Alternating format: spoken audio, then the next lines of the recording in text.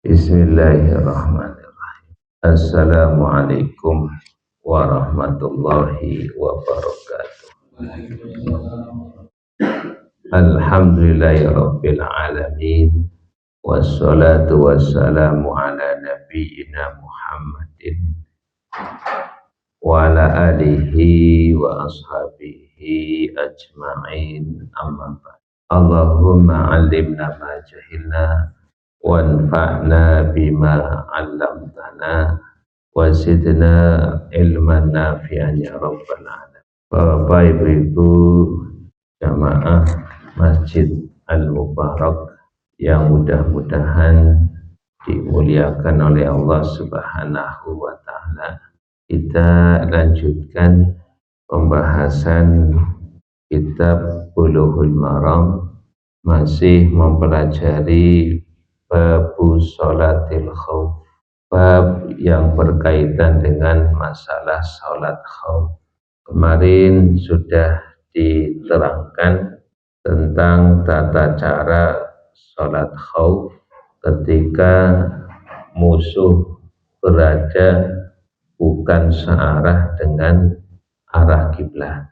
Ibnu Hajar Al-Asqalani menyebutkan beberapa hadis dan disimpulkan hanya ada 4 sifat atau 4 tata cara sholat khauf ketika musuh tidak searah dengan arah kiblat. Nah, kita lanjutkan tata cara sholat khauf ketika musuh berada di arah kiblat. Jadi bagaimana melaksanakan sholat khauf ketika musuh itu berada di arah kiblat. Kalau konteks kita sekarang berarti berada di arah barat. Maka disebutkan oleh para ulama. Yang pertama, imam itu membagi pasukan menjadi 2 shaf. Jadi ini yang pertama. Ketika musuh berada di arah kiblat, maka pertama yang dilakukan adalah imam membagi pasukan menjadi 2 shaf. Ini saya sebutkan tata caranya dulu, nanti saya sebutkan hadis-hadisnya yang ada di kitab Bulughul Maram. Yang kedua, pasukan atau 2 shaf tersebut ikut bersama imam. Jadi shaf yang pertama, shaf yang kedua ikut sholat bersama imam. Nah, jadi di sini tidak ada yang memang memata-matai atau menjaga, itu tidak. Pada saat sholat itulah menjaga. Nah, jadi yang kedua, 2 shaf tersebut ikut sholat bersama imam.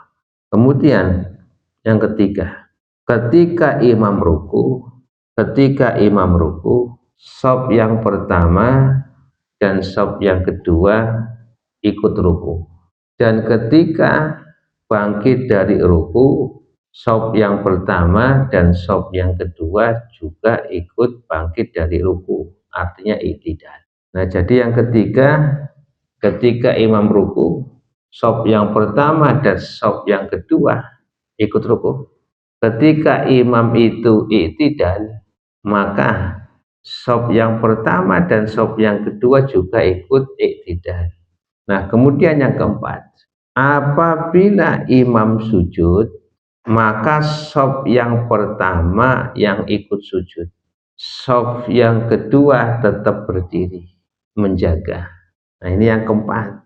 Jadi ketika imam sujud, yang ikut sujud adalah shaf yang pertama yang di belakang imam persis. Kemudian shaf yang kedua tetap berdiri, ya, tetap berdiri.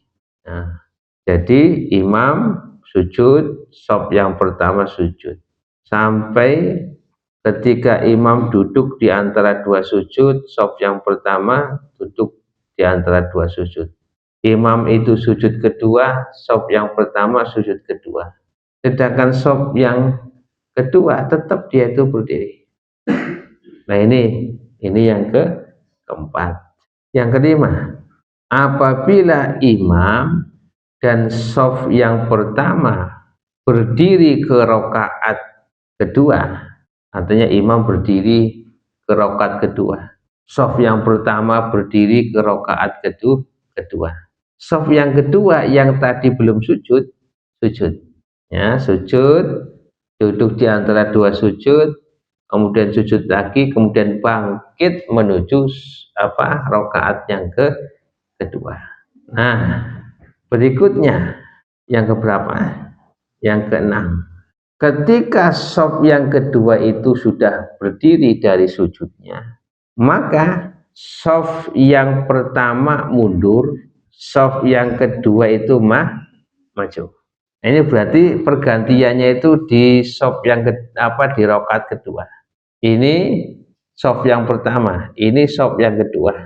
Nanti shaf yang pertama itu mundur, shaf yang kedua maju. Berarti gantian. Shaf yang kedua sekarang menjadi shaf pertama, shaf yang tadinya pertama menjadi shaf kedua. Ini di rakaat kedua. Nah, terus seperti tadi di rakaat kedua, ketika imam ruku, shaf yang pertama, kedua ikut ruku.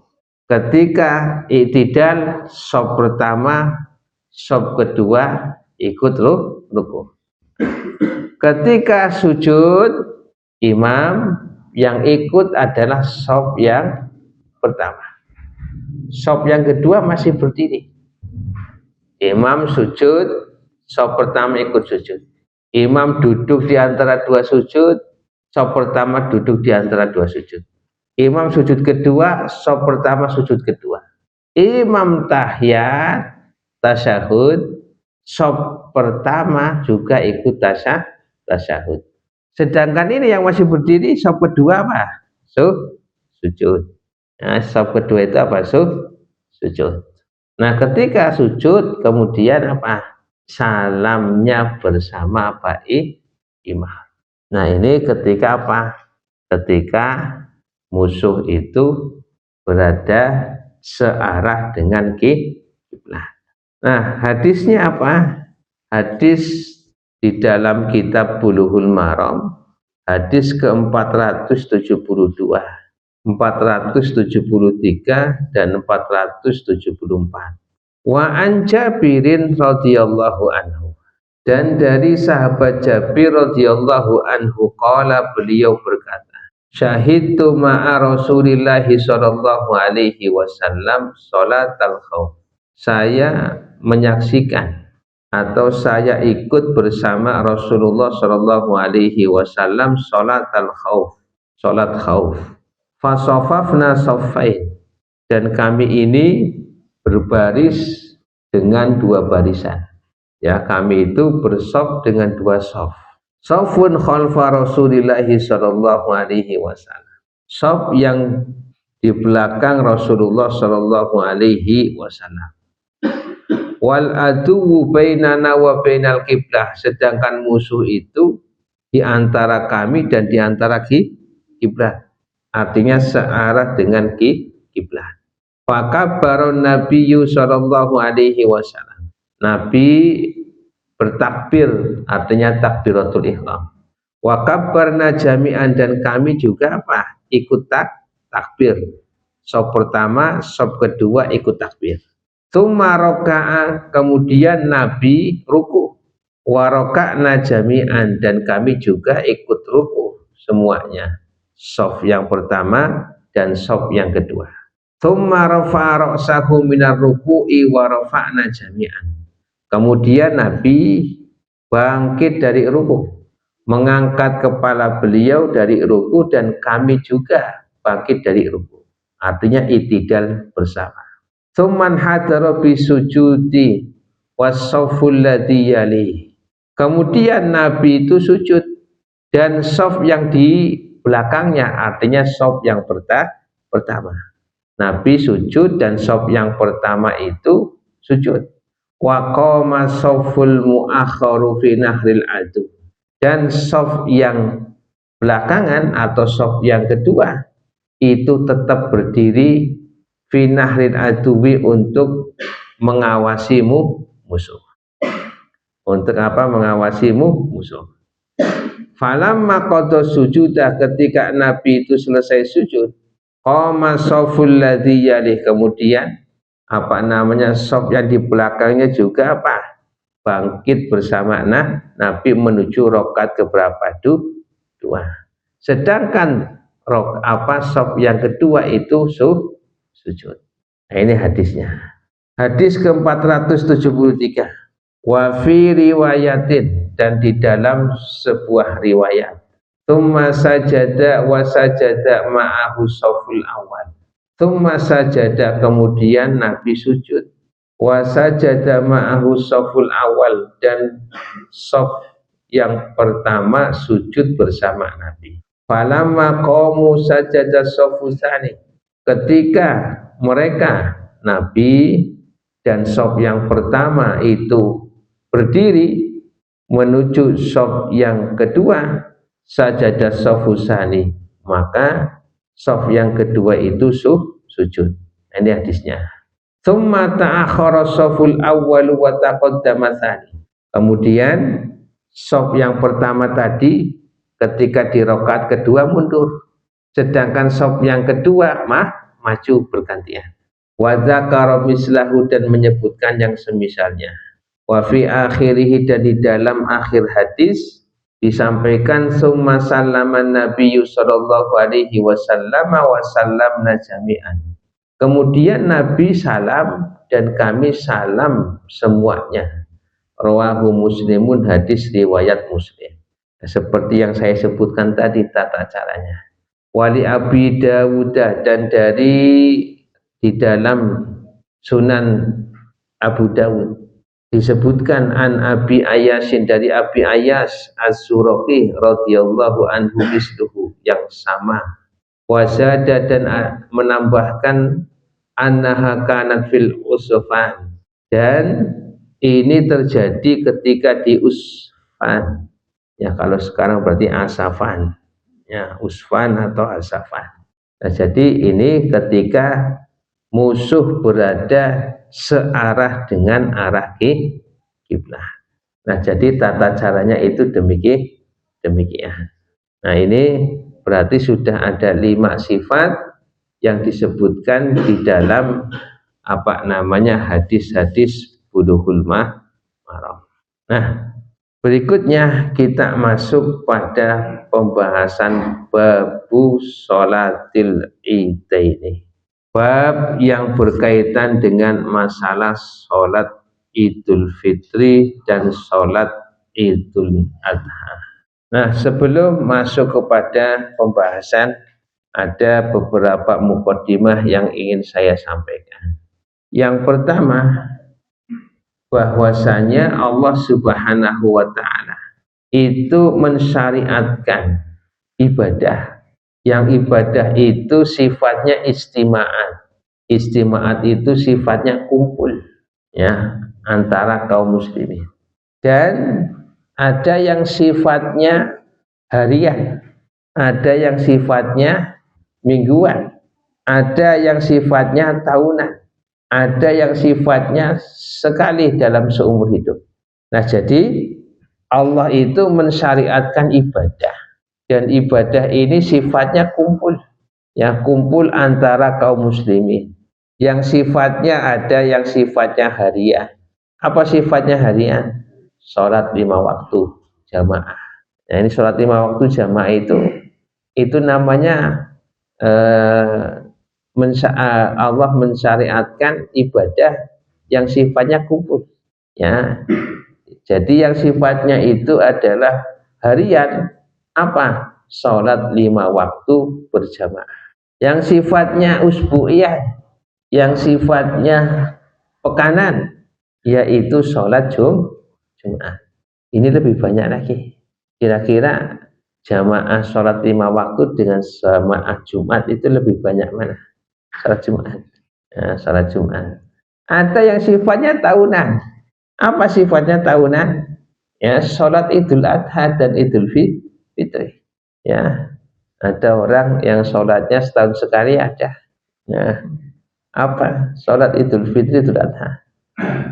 Ya, ada juga yang sholatnya itu mingguan, ya pekanan, sholat Jumat, pokoknya sholat Jumat yang penting kelihatan itu. Lebih banyak lagi ini sholat Idul Fitri, Idul Adha. Dan yang sifatnya itu adalah sekali dalam seumur hidup, yaitu haji dan umroh. Nah jadi ini luar biasa. Sholat 5 waktu jamaah itu ijtimaat kumpul. Kemudian sholat yang sifatnya usbu'iyan pekanan, sholat Jumat kumpul lebih banyak lagi. Yang sifatnya itu tahunan, Idul Fitri, Idul Adha kumpul lebih banyak lagi. Dan lebih banyak lagi adalah haji dan umrah. Nah jadi ini artinya ada ibadah yang memang Allah syariatkan dengan berjamaah. Nah maka di situ ada hikmah. Hikmah di mana Allah itu mensyariatkan yang demikian. Mensyariatkan sholat fardu berjamaah, mensyariatkan sholat Jumat, mensyariatkan sholat Idul Fitri, Idul Adha berjamaah. Ini ada hikmah. Di antara hikmah yang disebutkan oleh para ulama adalah idharun lil ibadati wa sya'airil Islam. Ibadah yang demikian itu untuk apa? Menunjukkan ibadah dan syiar-syiar Islam. Ya, alhamdulillah di negeri kita itu masih ada. Ya, masih ada orang yang sholat fardu jamaah, masih ada Jumatan, masih ada sholat Idul Fitri, Idul Adha. Alhamdulillah itu merupakan idharun lil ibadah. Artinya menunjukkan penghambaan kepada Allah dan juga syiar-syiar Islam. Sampai-sampai Nabi saja itu apa? Ya, memerintahkan para wanita itu untuk keluar menyaksikan apa? Sholat Idul Fitri, Idul Adha. Ini yang pertama. Jadi untuk menampakkan syiar-syiar Islam, kelihatan syiar Islamnya. Nah, kalau syiar-syiar yang demikian tidak dilakukan, tetap syiar-syiar Islam. Nah, tapi alhamdulillah di negeri kita Allah masih jaga. Ya, kaum muslimin itu dengan rasa aman bisa melaksanakan sholat Idul Fitri, Idul Adha, aman melaksanakan sholat Jumu'ah, aman melaksanakan sholat jamaah 5 waktu. Nah, ini tergantung kesemangatan masing-masing kan demikian. Nah, kemudian yang kedua, Allah mensyariatkan ibadah yang demikian, sifatnya kumpul-kumpul banyak manusia, yaitu ta'aruful muslimina wa ta'alufuhum, supaya kaum muslimin itu saling mengenal, ya saling mengenal, saling berkumpul, ya di sholat Jumat, ya kadang ada orang baru yang sholat, ya sholat Idul Fitri kadang ada tetangga baru yang belum kenal kemudian berangkat sholat Idul Fitri bareng. Itu kan di situ namanya ta'aruful muslimin. Nah begitu juga apa? Sholat 5 waktu, ya ada tetangga baru, ya yang baru sholat 5 waktu berjamaah. Nah, ini namanya saling mengenal itu. Nah jadi ini fungsinya hikmahnya demikian. Allah mensyariatkan ibadah yang sifatnya kumpul-kumpul seperti ini untuk apa? Untuk saling mengenal. Kemudian juga idharun liquwatil muslimina wa irhabul adu, untuk menampakkan kekuatan kaum muslimin. Ketika sholat Idul Fitri itu banyak sekali yang kumpul. Nah jadi musuh itu mikir-mikir mau nyerah. Banyaknya begitu kan. Nah itu mikir-mikir kalau nyerang itu. Coba kalau mohon maaf kalau kaum muslimin sebagai minoritas, ya maka ini disebutkan oleh para ulama idharu kuwatil muslimin, untuk menampakkan kekuatan kaum muslimin.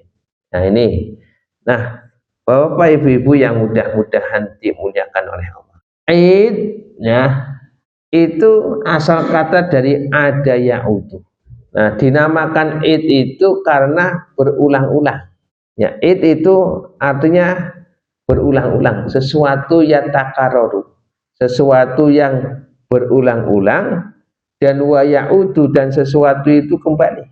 Nah, jadi itu namanya id. Jadi sesuatu yang berulang-ulang, sesuatu atau perayaan yang diulang-ulang itu namanya id. Nah, maka di dalam Islam itu ada dua hari raya atau dua id, yaitu Idul Fitri dan Idul Adha. Nah, Idul Fitri dan Idul Adha. Maka ya sering kita mendengar itu. Ketika Nabi Muhammad Shallallahu Alaihi Wasallam baru datang ke kota Madinah, ada beberapa orang itu masih melakukan perayaan, masih melakukan dua perayaan, yang mana dua perayaan ini sering dilakukan pada zaman atau pada masa jahiliyah. Ya, jadi ada sebagian orang ya yang masih merayakan, hari raya ya sebagaimana pada saat masih jahiliyah. Nah, kemudian Nabi Muhammad Shallallahu Alaihi Wasallam menyampaikan, Innallaha abdalakum bihima biyaumaini. Allah Subhanahu Wa Taala menggantikan bagi kalian, menggantikan dua hari raya yang kalian lakukan, biyaumaini, dengan dua hari raya. Apa? Idul Fitri wa Idul Adha, yaitu Idul Fitri dan Idul Adha. Nah, jadi ini di dalam Islam itu ada dua hari raya besar, yaitu hari raya Idul Fitri dan hari raya Idul Adha. Nah, kemudian Bapak Ibu yang mudah-mudahan dimuliakan oleh Allah Subhanahu wa Ta'ala, disebutkan oleh Ibnu Daqiqil Id.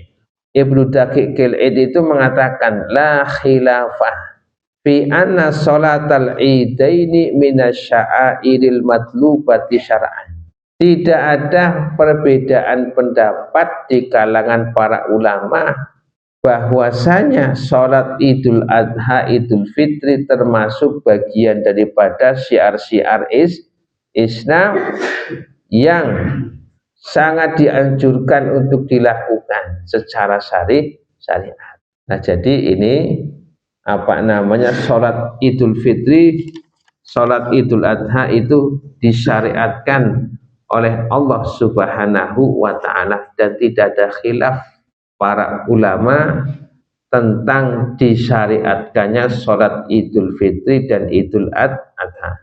Akan tetapi yang ada perbedaan adalah tentang hukum dari sholat Idul Fitri dan sholat Idul Adha. Nah, kalau pertanyaannya apakah sholat Idul Fitri dan Idul Adha disyariatkan? Ya, disyariatkan. Tidak ada khilaf di antara para ulama. Akan tetapi yang ada khilaf atau perbedaan di antara ulama adalah apa? Tentang hukum sholat Idul Fitri dan sholat Idul Adha. Maka di dalam fikih, sholat Idul Adha, sholat Idul Fitri itu ada perbedaan pendapat di antara ulama. Pendapat pertama itu mengatakan sholat Id itu hukumnya fardu ain. Sholat Id itu hukumnya fardu ain, baik laki-laki ataupun perempuan. Nah, maka di sini adalah pendapat dari madhab Abu Hanifah. Jadi madhab Hanafi itu berpendapat sholat Id hukumnya fardu ain. Dalilnya apa? Muwadzabatun Nabi sallallahu alaihi wasallam alaiha min duni tarkiha walau marratan. Dalilnya adalah muwadzafah, seringnya ataupun selalu melaksanakan Idul Fitri, Idul Adha Nabi Muhammad sallallahu alaihi wasallam. dan beliau tidak pernah meninggalkan sholat Idul Fitri, Idul Adha. Ini menunjukkan bahwasanya sholat Id itu hukumnya fardu ain. Ini yang pertama, pendapat dari ulama madhab Hanafi. Nah, sekarang yang kedua, sholat Id itu hukumnya sunnah muakkadah. Jadi sholat Id, pendapat yang kedua, hukumnya adalah sunnah muakkadah. Dan ini adalah pendapat dari Syafi'iyah dan Malikiyah. Dalam mazhab Imam Syafi'i, dalam mazhab Imam Maliki itu hukumnya sunnah muakkadah. Dalilnya apa? Dalilnya adalah seorang Arab Badui yang datang kepada Nabi Muhammad SAW. Kemudian bertanya tentang kewajiban-kewajiban sebagai seorang muslim. Kemudian ketika Nabi ditanya tentang sholat, kemudian Nabi mengatakan sholat yang wajib adalah sholat 5 waktu. Kemudian Arab Badui mengatakan, hal alayya khairuhunna, apakah ada yang lain wahai Nabi selain daripada sholat 5 waktu yang wajib? Jawab Nabi, lah, tidak ada. Illa anta tawwa'a, kecuali kalau kamu ingin melaksanakan sholat sunnah. Artinya di sini disebutkan sholat yang wajib adalah sholat 5 waktu saja. Adapun sholat-sholat yang lainnya itu dihukumi sebagai sunnah. Termasuknya adalah sholat Idul Fitri dan sholat Idul Adha. Kemudian pendapat yang ketiga adalah fardu kifayah. Fardu kifayah itu artinya kewajiban, ya, kewajiban bersama. Artinya ketika ada salah seorang atau satu kelompok melakukan sholat Idul Fitri, Idul Adha, maka gugur atas yang lainnya. Ini adalah pendapat daripada madhab Hambali. Ya, madhab Hambali berpendapat sholat Id itu hukumnya fardu kifayah. Nah, maka kalau memang sebagian sudah ada yang melaksanakan sholat Idul Fitri, Idul Adha, berarti sudah kewajiban gugur atas yang lainnya. Nah, tapi kalau ada satu kampung tidak melaksanakan sholat Id, maka dosa semuanya.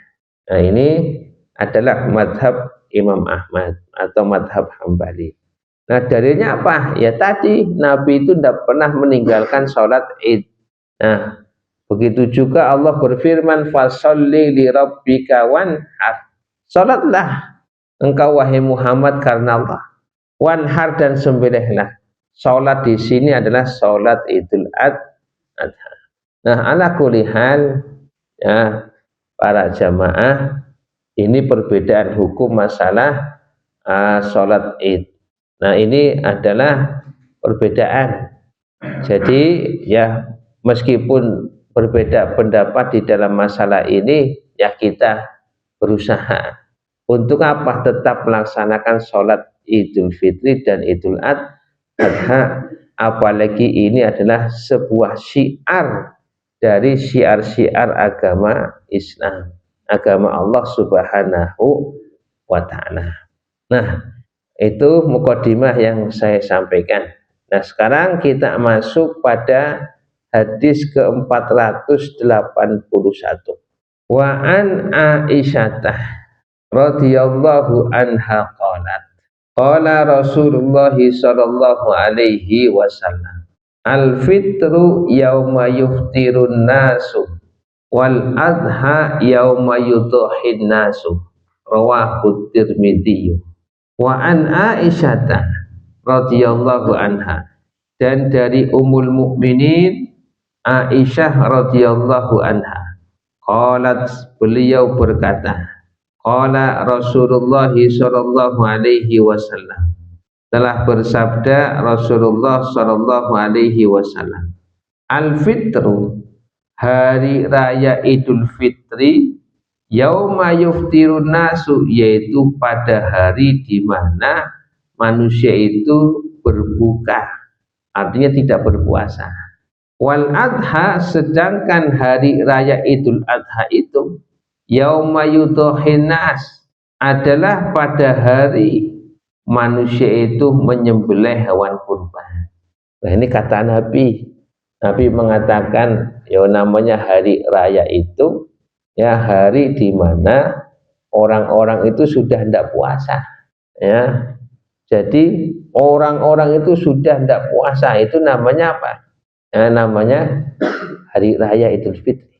Dan hari raya Idul Adha itu yaitu di hari di mana orang-orang itu menyembelih hewan kurban. Nah, maka akidah ahli sunnah wal jamaah itu mengatakan hari raya bersama pemimpin, hari Idul Adha bersama pemimpin. Nah, jadi artinya ketika kita itu berhari raya Idul Fitri itu ya bersama dengan pemimpin, dan hari raya Idul Adha juga itu bersama pemimpin. Nah, artinya namanya sawadul a'dham, bersama kebanyakan manusia, bersama kebanyakan orang. Nah, maka di sini ada kesimpulan hukum bahwasanya kita ini ketika berhari raya ya bersama pemimpin dan bersama kebanyakan manusia. Artinya ketika pemerintah ataupun pemimpin menentukan misalnya hari ini adalah hari Idul Fitri atau Idul Adha, ya sudah kita ikuti. Ya, kita ikuti. Ya, ini menunjukkan apa? Persatuan. Nah, jadi demikian. Jadi kita itu berhari raya Idul Fitri, berhari raya Idul Adha itu bersama pemerintah, bersama pemimpin, bersama masyarakat luas. Itu demikian. Artinya kalau pemerintah menentukan bahwasanya hari raya Idul Fitri itu tanggal sekian hari ini, ya, ataupun hari raya Idul Adha itu hari ini misalnya, ya sudah kita ikuti pemerintah dan kita berhari raya bersama kebanyakan manusia. Nah, itu kaidahnya demikian itu. Ya, kaidahnya demikian. Nah, jadi kalau pemerintah kita itu metodologinya adalah ru'yah, ya, maka kemudian sudah ditentukan ru'yatul hilal, pemerintah itu mengatakan bahwasanya ini hari Idul Fitri, ini adalah Idul Adha, ya sudah kita ikut. Nah, adapun yang memiliki metodologi tersendiri, ya, kemudian diperbolehkan oleh negara, ya monggo silakan. Nah, akan tetapi ini kaidahnya demikian. Nah, kemudian ketika misalnya terjadi ketika pemimpin atau pemerintah itu di dalam menentukan ru'yah itu salah misalnya. Nah, ketika di dalam menentukan ru'yah itu salah misalnya, maka ini tidak menyebabkan dosa, itu enggak. Ya, jadi jangan dianggap tuh kan salah ru'yahnya itu. Sebenarnya ini sudah tanggal ini loh, kan itu misalnya. Tidak usah dipermasalahkan. Apakah itu yang kita mengikuti itu termasuk dosa? Tidak ada dosa. Ya, kalau toh misalnya ru'yah hilalnya itu salah misalnya.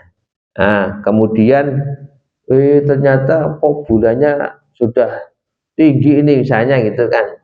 Apakah ini menjadikan orang yang mengikuti itu berdosa? Tidak ada dosa. Ya, ibadahnya tetap sah. Demikian. Nah, jadi ini apa namanya pentingnya memahami yang demikian itu.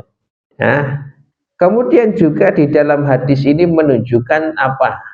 Menunjukkan wujubu ittihadil muslimin, wajibnya persatuan kaum muslimin. Lebih didahulukan persatuan. Nah, jadi makanya Nabi mengatakan yang namanya hari raya ya di mana manusia itu sudah pada buka puasa. Ya, yang namanya hari raya Idul Adha ya di mana manusia itu sudah pada menyembelih hewan sudah. Artinya apa? Artinya kita itu berhari raya bersama pemerintah, bersama pemimpin dan kaum muslimin. Dan ini merupakan syiar yang luar biasa itu. Nah, tentunya kalau konteks di Indonesia ya sudah apa namanya saling menghargai. Kalau memang apa namanya ada metodologi yang lain selain daripada ru'yah dan itu diperbolehkan oleh pemerintah ya sudah, namanya apa, kita menghargai. Nah, demikian. Nah, soalnya nanti jangan dipahami oh ternyata ini Anda ini kaidah awal demikian. Nah, demikian itu kaidahnya ya, berhari raya bersama pemerintah, bersama pemimpin. Nah, Bapak Ibu yang mudah-mudahan dimuliakan oleh Allah Subhanahu wa taala. Hadis yang berikutnya, hadis ke-482. Wa an Abi Umair bin Anasin ibni Malikin radhiyallahu anhu. Dari Abi Umair bin Anas bin Malik radhiyallahu anhu. An umumatin lahu, dari paman-pamannya Anas bin Malik, minas sahabati, dari kalangan para sahabat. Ana rokban, sesungguhnya serombongan orang, jauh datang, fasyahidu, dan mereka itu bersaksi, annahum, bahwasanya mereka itu ro'awul hilala, telah melihat hilal bil amsi, kemarin. Fa'amarahun nabiyyu sallallahu alaihi wasallam, kemudian Nabi memerintahkan kaum muslimin an yuftiru, untuk berbuka puasa. Wa idza asbahu, dan ketika pagi hari, an yaktu, Nabi memerintahkan mereka menuju ila musallahum, ke tempat lapang mereka. Rawahu Ahmadu wa Abu Dawud wa hadza lafzuhu wa isnaduhu sahihun. Jadi ini ceritanya demikian. Pada zaman Nabi itu pernah terjadi peristiwa di mana pada saat itu para sahabat itu masih puasa. Masih apa? Puasa di Madinah, masih puasa. Nah, di Madinah masih puasa. Tiba-tiba ada sekelompok yang rombongan itu mengatakan, kami itu telah melihat hilal kemarin sewaktu mau perjalanan menuju Madinah. Kemudian Nabi Muhammad SAW pada saat itu memerintahkan kepada kaum muslimin, wahai kaum muslimin, sekarang berbuka. Ya, karena memang sudah apa? Sudah hari raya. Nah, kemudian Nabi Muhammad SAW memerintahkan kepada para sahabat untuk sholat id besok. Bukanya itu apa? Ya, bukanya hari ini, sholat idnya Nah, karena pada saat itu Nabi kedatangan rombongan orang ini itu sudah masuk waktu duhur, yang mana waktu sholat id itu adalah apa? Dari ya terbitnya matahari sampai apa? Sampai zawal, sampai masuk waktu duhur. Kemudian Nabi memerintahkan pagi harinya untuk sholat id di mana? Di tanah lapang. Yang musola ini adalah tanah lapang. Nah, jadi asal kata musola, Pak Bu, itu adalah tanah lapang. Kalau kita musola berarti apa? Ya, langgar kalau kita kan itu. Ya, jadi apa namanya musola itu kalau bahasa di dalam hadis ini adalah tanah lapang. Nah, jadi ceritanya begini. Ya, hari ini Nabi, misalnya Nabi itu masih puasa bersama sahabat. Tiba-tiba datang rombongan mengatakan, kami kemarin sudah melihat hilal. Nah, maka Nabi mengatakan, dah sekarang berbukalah kalian.